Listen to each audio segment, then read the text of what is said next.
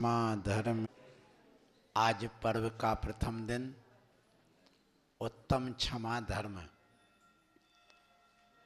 ये क्षमा आत्मा का स्वभाव है और क्षमा के बिना मन की कलुषता धुल नहीं सकती। ये पर्व और ये क्षमा धर्म हमें अपने मन की कलुषता धोने के लिए आया है। ये पर्व सहिष्णुता जगाने के लिए आया है। क्षमा सहिष्णुता की प्रथम सीढ़ी है। यदि सहिष्णु बनना है तो क्षमा धर्म को अपनाना पड़ेगा। सहिष्णु का अर्थ सामने वाले ने कुछ कहा तो उसको सहन करने की क्षमता प्रकट करना। ऐसे यह क्षमा धर्म हमारे लिए प्रेम का भाव जगाता है। ये क्षमा धर्म हमारे अंदर वात्सल्य और सौहार्द को पैदा करता है। क्षमा सद्भावना को पैदा करता है। क्षमा मैत्री लाता है और यह आत्म खुशहाली का एक धर्म है। ऐसा क्षमा धर्म सुरक्षा की आधारशिला है। यदि आपके जीवन में क्षमा है तो सब धर्म करना सार्थक है, और क्षमा नहीं है तो चाहे पूजा कर लो, चाहे स्तोत्र पढ़ लो, चाहे जप कर लो और चाहे ध्यान कर लो, ये चारों चीजें बेकार हैं। और यदि इनके करने से फल मिलता भी है तो हमारे आचार्यों ने लिखा है, पूजा कोटि समम स्तोत्रम,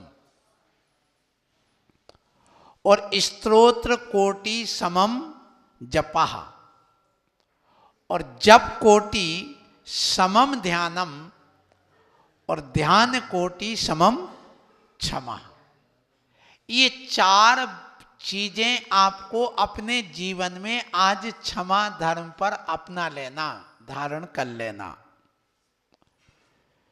1 करोड़ किसी ने पूजा कर ली। 1 करोड़ पूजा करने में जितना फल मिलना है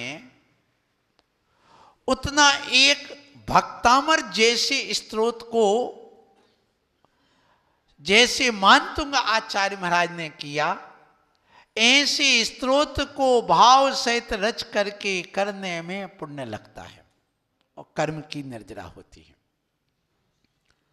और ऐसे 1 करोड़ स्तोत्र पढ़ने पर जितनी कर्म की निर्जरा होती है, पाप क्षय को प्राप्त होता है और पुण्य का अर्जन होता है, उतनी बैठ करके एक ध्यान पूर्वक बिल्कुल एकाग्र चित्त हो करके जप करने पर, माला करने पर पुण्य लगता है।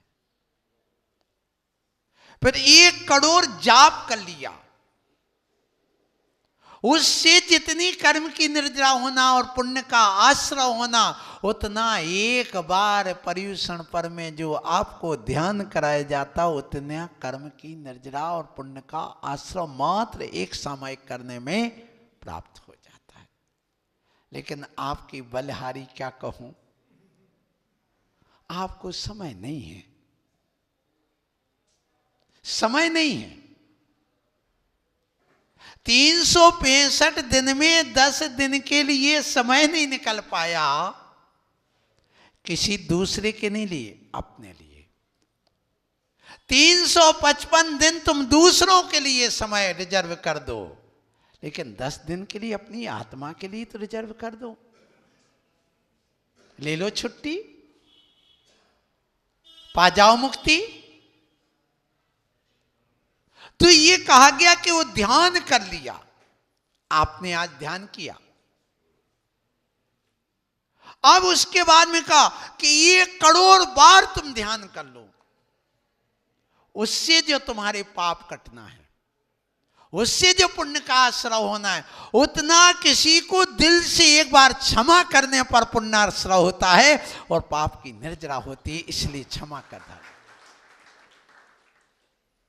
क्या तुम्हारे अंदर वो क्षमा आई? बिल्कुल भी नहीं।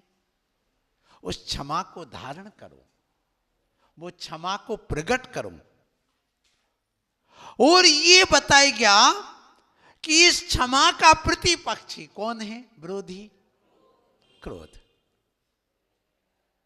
उस क्रोध को मत आने दो, वो तुम्हारा दुश्मन है, जहर है, उससे बचो।